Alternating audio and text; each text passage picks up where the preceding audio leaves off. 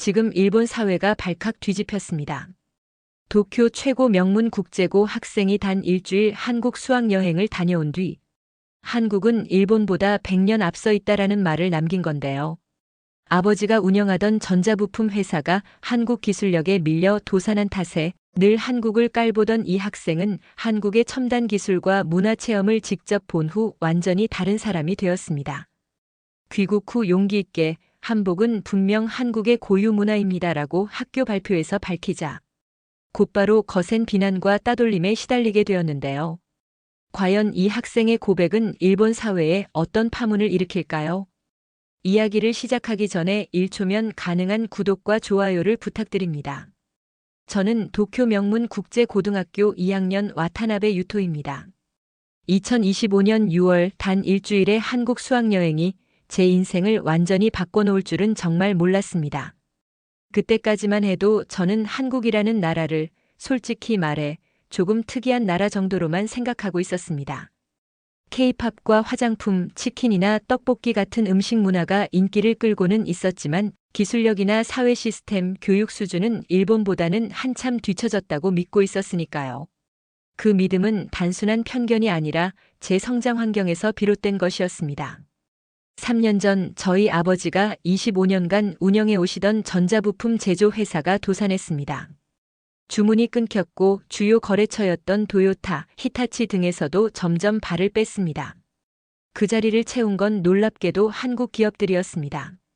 특히 삼성전자와 SK하이닉스의 첨단 반도체 부품은 우리 회사 제품보다 더 정밀하고 가격도 저렴했습니다. 아버지는 그날 이후 자주 술을 드시며 이렇게 말씀하셨습니다. 한국은 그저 잠깐 반짝이는 나라야. 일본처럼 기초가 단단한 나라는 아니지. 우리는 100년간 쌓아 올렸고 그들은 단지 우리 걸 흉내내고 있을 뿐이야. 저는 아버지의 말을 굳게 믿었습니다. 정말 그렇게 생각했어요. 일본은 기술, 품질, 전통, 품격 모든 면에서 진짜이고 한국은 K-팝과 드라마, 일시적인 유행으로 주목받는 나라일 뿐이라고요. 그 편견은 학교 교육에서도 그대로 이어졌습니다. 고등학교 1학년 때 일본사 수업에서 우리 선생님은 한복은 사실 일본의 기모노 영향을 받은 복식이라고 말하며 한국이 일본 전통 문화를 창조적으로 재해석했다고 설명했습니다. 저는 그 말을 아무런 의심 없이 필기했고 오히려 한국은 왜 자꾸 일본 문화를 자기 것처럼 주장할까? 라는 생각을 하게 되었죠. 그런 제가 도쿄 국제고등학교 대표 학생 30명 중 1명으로 선발되어 3박 4일간의 한국 수학여행에 참여하게 된 건 아이러니였습니다. 출발 전날 아버지는 저를 불러 이렇게 말씀하셨습니다. 유토야, 한국에 가서 너무 휘둘리지 마라. 겉모습만 보고 속지 말고 일본과 비교해서 반드시 한계를 파악해 오거라. 저는 고개를 끄덕였습니다. 그래. 우리보다 기술력도 문화도 못한 나라. 실체를 정확히 보고 친구들에게도 그걸 알려줘야지. 그게 제 첫 출국 목적이었습니다. 비행기 창가에 앉아 인천국제공항을 내려다볼 때도 이 작은 나라가 어떻게 일본을 따라잡는다는 걸까? 라는 생각밖에 들지 않았습니다. 도쿄만도 안 되는 도시 크기에서 얼마나 대단한 걸 보게 될까? 하지만 그 믿음은 공항에 발을 내디딘 그 순간부터 서서히 무너지기 시작했습니다. 도착 직후 입국 심사줄에는 300명 넘는 인파가 몰려 있었습니다. 그런데 놀랍게도 사람들은 누가 통제하지 않아도 조용히 두 줄로 줄을 서 있었습니다. 경찰도 안내방송도 없었습니다. CCTV도 눈에 잘 띄지 않았습니다. 그런데 모두가 앞사람과 일정 간격을 유지하며 조용히 기다리고 있었죠. 그 질서는 강제가 아닌 자율이었습니다. 일본보다도 어쩌면 더 정돈되고 인간적인 느낌이었습니다. 동행한 친구 나카무라는 제 팔을 찌르며 말했습니다. 봐봐, 줄도 제대로 못 서는 거 봐. 일본이었으면 벌써 처리됐지. 하지만 나는 속으로 생각했습니다. 그런데 이 질서는 누가 시켜서 하는 게 아니라 그냥 사람들이 스스로 지키고 있는 거야. 그때 처음으로 의문이 들었습니다. 왜 우리가 한국을 무시해야 하지? 지하철역에서 두 번째 충격을 받았습니다. 서울 지하철은 혼잡했지만 모두가 문이 열리기 전 한 걸음 뒤로 물러서 있었습니다. 내리는 사람에게 길을 터주는 모습은 내가 익숙하게 보아온 일본과는 또 다른 정중함이 느껴졌습니다. 심지어 지하철 안에서도 학생들이 자리를 양보하고 서로 눈을 마주치며 고개를 숙여 인사하는 모습을 보았습니다. 감시가 없어도 지켜지는 질서, 처벌이 없어도 움직이는 배려. 그건 기술이나 시스템으로는 설명할 수 없는 어떤 철학 같은 것이었습니다. 도쿄에서라면 편의와 효율이 우선시되며 때로는 무관심과 냉소가 사람 사이를 가로막습니다. 하지만 서울에서 마주한 풍경은 함께 살아가는 법을 어릴 적부터 체화한 사람들의 일상이었습니다. 다음 날 아침 숙소 근처 무인 편의점에 들렀습니다. 점원도 없고 도난 방지 장비도 거의 보이지 않았습니다. 사람들은 물건을 골라서 스스로 계산을 하고 나갔습니다. CCTV는 작고 구석에 숨어 있었습니다. 그 모든 것이 전제하고 있는 건 단 하나였습니다. 사람을 믿는다. 그날 밤 나는 일기장에 이렇게 적었습니다. 작은 나라라고 무시했던 곳에 어쩌면 우리가 잃어버린 어떤 본질이 남아있는 건 아닐까? 그리고 그 생각은 다음 날 경복궁에서의 체험과 서울 고등학교 방문을 통해 더 확고한 믿음으로 바뀌게 됩니다. 셋째 날 아침 경복궁에 도착했을 때 저는 아주 특별한 광경을 마주했습니다. 궁 입구에 늘어선 수백 명의 관광객들 사이로 절반이 넘는 외국인들이 한복을 입고 있었습니다. 그들은 화사한 색깔의 전통 옷을 입고 활짝 웃으며 사진을 찍고 있었고 그 모습은 제가 지금까지 알고 있던 한복에 대한 인식을 뒤흔들기에 충분했습니다. 함께 간 친구 요시다는 제 귀에 대고 속삭였습니다.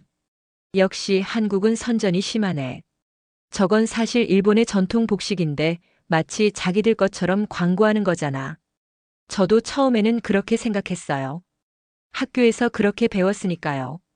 중학교 교과서에서도 고등학교 역사 수업에서도 한복은 기모노에서 파생되었거나 일본의 민속 복장을 한국이 도용한 것이라는 식의 서술이 자주 등장했죠. 하지만 궁 안으로 들어간 뒤 그 확신은 점점 흔들리기 시작했습니다. 한복 체험관의 직원은 유창한 영어로 외국인들에게 설명을 이어갔습니다. 한복은 고대 삼국시대부터 시작되어 조선 왕조 500년을 거치며 발전한 한국의 전통 의상입니다. 각 옷의 라인, 색깔, 장식에는 고유한 의미가 담겨 있어요. 예를 들면 여성의 저고리는 자연과 조화를 상징하고 그 설명을 듣는 외국인들의 눈빛은 진지했고 그들의 반응은 순수한 감탄이었습니다. 그때 문득 깨달았어요. 이들이 속고 있는 게 아니라 어쩌면 내가 잘못 배웠을지도 모른다. 궁 안박물관을 둘러보다가 저는 큰 벽면을 가득 채운 연대표를 보게 되었습니다. 1392년부터 1910년까지 518년 동안 독립된 국가로 존재했던 조선 왕조의 역사. 그 속에 담긴 다양한 한복 도안들. 고구려 시대의 복식부터 조선 후기의 왕실 의상까지 모두 한국만의 미적 감각과 실용성, 철학이 반영된 것이었습니다. 가이드인 민지 씨는 조용히 말했습니다. 일부 국가에서 한복이 일본의 복식이라고 주장하기도 해요. 한복은 그들의 조상들이 한국에서 입던 옷입니다. 한국이 한복을 지키고 발전시켜 온 건 단순한 전통을 넘은 자부심이에요. 나는 말문이 막혔습니다. 이건 역사책으로만 알던 내용이 아니었습니다. 눈으로 보고 귀로 듣고 손으로 만지며 경험한 사실이었습니다. 그날 밤 숙소에 돌아온 후 저는 조용히 스마트폰을 열고 검색하기 시작했습니다. 한복 유네스코, 한복 문화유산. 수많은 공식 문서와 유네스코 등록 자료가 쏟아졌습니다. 한복은 한국의 전통 의복 문화이며 21세기에도 현대적으로 계승되고 있음. 문화 다양성 보존의 대표 사례. 저는 더 이상 의심할 수 없었습니다. 문제는 한국이 아니라 우리가 배운 정보의 편향성이었습니다. 그 순간 어릴 적부터 당연하다고 믿어온 것들이 무너지기 시작했습니다. 그리고 그 혼란은 네 번째 날 오전 서울 시내 한 고등학교를 방문하면서 완전히 뒤바뀌게 되었습니다. 고등학교 방문은 일정 중 하나였고 저는 별 기대를 하지 않았습니다. 하지만 교실 문을 열고 들어서자마자 느낀 분위기의 다름은 충격에 가까웠습니다. 첫 번째 인상은 자유로움이었습니다. 책상은 일렬로 정리된 게 아니라 46명씩 마주보는 원형 구조로 배치돼 있었고 학생들은 3, 3, 5 앉아 웃으며 대화를 나누고 있었습니다. 수업 중 대화를 허용한다고. 더 놀라운 건 수업이 시작되고 나서였습니다. 선생님은 교탁에 서서 일방적으로 설명하지 않았습니다. 문제를 던지고 학생들에게 스스로 토론할 시간을 주었습니다. 이 문제에 대해 여러분은 어떻게 생각하나요? 의견이 다른 친구 있어요? 그러자 여러 학생들이 자유롭게 손을 들고 각자의 관점에서 이야기했습니다. 그중 한 학생이 교사의 설명에 대해 반론을 제기했는데 선생님은 오히려 박수를 치며 칭찬했습니다. 정말 훌륭한 시각이에요. 그 부분은 제가 생각하지 못했네요. 여러분도 이 의견에 대해 어떻게 생각하나요? 그 장면에서 나는 일본의 교실 풍경과 자연스럽게 비교하게 되었습니다. 우리 학교에서 선생님에게 반론을 제기하면 수업 분위기를 해친다며 혼나기 일쑤였고 대부분의 수업은 암기와 정답 맞히기에 집중되어 있었습니다. 하지만 이곳에서는 질문하는 게 당연했고 다른 의견을 말하는 것이 권장되는 문화였습니다. 점심시간이 되어 급식실에 갔을 때도 또 다른 장면이 펼쳐졌습니다. 학생들은 자발적으로 줄을 서고 식판을 정리하고 심지어 당번이 정해지지 않아도 주변을 청소하고 있었습니다. 화장실, 복도, 교실 어느 공간에서든 학생들이 자기 손으로 자기 공간을 관리하고 있었습니다. 그 모습은 마치 하나의 작은 자치 공동체 같았습니다. 저는 한 학생에게 물어보았습니다. 왜 직접 청소를 해요? 일본에서는 청소 회사가 따로 있는데. 그 학생은 당연하다는 듯 웃으며 말했습니다. 우리가 사용하는 공간이니까요. 내가 쓴 곳은 내가 책임지는 게 맞잖아요. 그 말이 마음 깊은 곳을 파고들었습니다. 우리 학교에서는 편리함과 효율이 우선이었고 책임이라는 단어는 시스템 속에 묻혀버린 지 오래였습니다. 그날 오후 동아리 시간도 참관할 수 있었습니다. 학생들이 찬반 토론을 벌이고 있었고 그 안에서는 목소리의 크기보다는 논리의 힘이 중요하게 여겨졌습니다. 서로 다른 생각을 존중하면서도 자기 주장을 펼치는 모습은 도쿄 국제고등학교에서 보기 힘든 풍경이었습니다. 저는 깨달았습니다. 이 사회는 어릴 적부터 다름을 받아들이는 교육을 해왔고 질서를 강요하지 않아도 스스로 유지하는 법을 배운 사람들이 만든 결과라는 걸. 그 모든 경험이 쌓인 그날 밤 저는 아버지에게 전화를 걸었습니다. 그동안 아버지의 말처럼 저는 한국을 겉만 번지르르한 나라라고 생각해왔습니다. 하지만 그건 너무나도 큰 착각이었습니다. 한국은 단지 작은 나라가 아니었습니다. 작지만 안에서부터 단단하게 쌓아온 기술, 질서, 교육, 문화의 힘을 가진 나라였습니다. 한국에서의 수학여행이 마쿠처럼 쓸쓸하게 끝나기 직전 저는 예상치 못한 위기를 맞이했습니다. 도쿄로 돌아가는 비행기를 타기 전날 저녁 숙소 복도에서 친구 요시다가 조용히 제게 다가왔습니다. 유토, 내 발표 영상 봤어. 한복은 한국의 고유 복식이라며 말했지?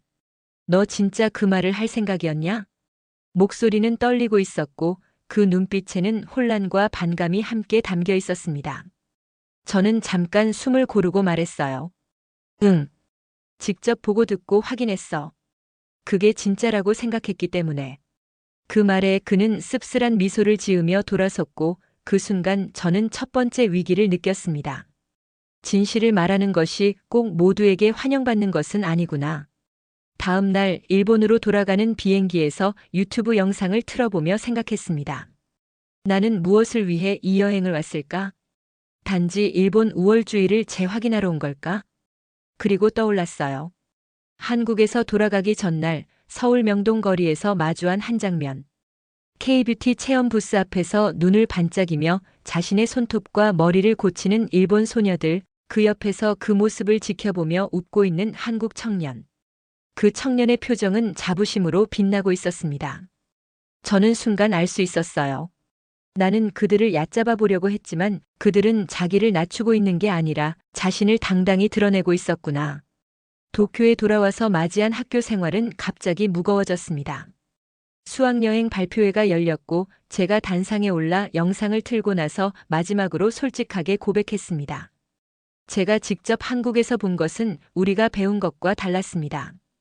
작은 나라라고 무시했던 나라에서 저는 배우고 깨닫고 돌아왔습니다. 한복은 한국의 고유한 전통 복식입니다. 그들은 기술로 사람을 돕고 교육으로 사람을 키우고 질서로 서로를 신뢰하는 사회를 만들어가고 있습니다.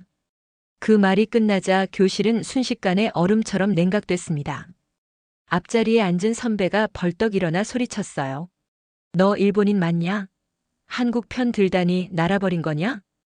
그 말에 다른 친구들도 야유를 시작했습니다. 바보냐, 한국 놈한테 세뇌당한 거냐? 집에서 한국 과자나 먹고 다녔냐? 장내가 비웃음과 조롱으로 가득 찼어요. 저는 그 자리에 서서 흔들렸습니다. 내가 말한 것이 진실이라면 왜 이렇게 외롭고 왜 이렇게 힘든 걸까? 그날 밤 집으로 돌아가는 길에 아버지에게 전화를 걸었습니다. 아버지, 제가 돌아왔어요. 한국에서 본 건 아버지 말씀처럼 우카리만큼 약한 나라가 아니었어요. 아버지는 잠시 침묵하셨습니다. 그리고 낮은 목소리로 말했어요. 너 왜 그런 말을 했냐? 알겠지만 이건 쉽지 않은 길이다.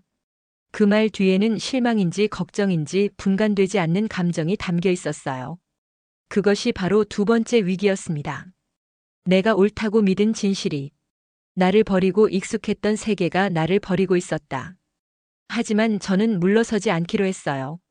제가 배운 건 크기와 겉모습이 아니라 철학과 태도라는 것이었기 때문입니다. 그리고 그 믿음을 증명하기 위해 저는 행동으로 옮기기 시작했습니다. 다음 주 월요일 수업이 끝나자마자 저는 반 친구들에게 제안을 했습니다. 우리도 한국처럼 해보자. 줄을 서고 남을 배려하고 청소하고 서로 돕는 걸. 처음에는 비웃음이 많았죠. 너 아직 한국놈 마인드야?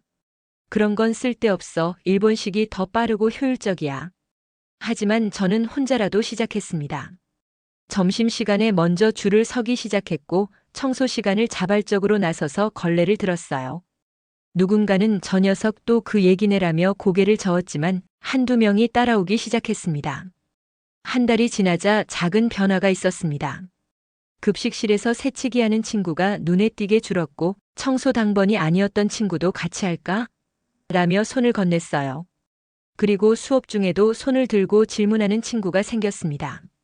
저는 반 친구장 나오미에게 물었어요. 왜 그래? 너도 처음엔 비웃었잖아. 그녀는 웃으며 말했어요. 맞아. 그런데 내가 말한 게 이상하지 않았어. 우리도 뭔가 바꿀 수 있을 것 같았어. 그 한마디가 제게 더 큰 힘이 됐습니다. 하지만 반대도 여전히 많았습니다. 일부 선생님들은 경쟁이 사라지면 실력이 떨어진다며 우려했고 친구들도 너 한국으로 놀러 갔냐? 라며 비아냥거렸어요. 그럼에도 불구하고 저는 믿었습니다. 이 변화가 단지 한국 따라하기가 아니라 우리도 할 수 있는 방식이라는 것을. 그해 4월 우리 반은 학교 차원에서 자율과 협력 프로젝트 대상 반으로 선정됐습니다. 담임 선생님은 제 제안을 받아들여 우리 반은 이번 학기 경쟁보다 협력을 실험해보자고 공지했어요. 처음엔 불안했습니다. 하지만 곧 그 결과가 나타났습니다. 학업 성취도는 떨어지지 않고 오히려 올라갔어요. 평균 점수가 상승했고 상위권 학생이 동료 학생을 도우면서 자신의 실력도 좋아졌습니다. 그리고 가장 인상적이던 건 우리는 더 이상 작은 나라 한국을 무시하지 않았다는 사실이었어요. 오히려 그들이 만든 시스템이 우리에게도 적용될 수 있다고. 눈을 뜬 순간이었습니다. 그날 밤 저는 일기를 적었습니다. 작은 나라라 무시했던 한국에서 나는 거울을 보았다. 내 오만과 편견의 거울을. 그리고 저는 결심했습니다. 이제부터 나의 싸움은 누가 위에 있느냐의 문제가 아니다. 누가 옳은 길을 가느냐의 문제다. 하지만 모든 변화가 순조롭기만 했던 것은 아니었습니다. 어느 날 수업이 끝나고 복도에서 마주친 선배 3명이 저를 둘러쌌습니다. 야, 와타나베. 너 요즘 왜 그렇게 설치냐? 한국 다녀왔더니 정신 나간 거 아니냐? 한 명은 제 어깨를 툭 치며 말했습니다.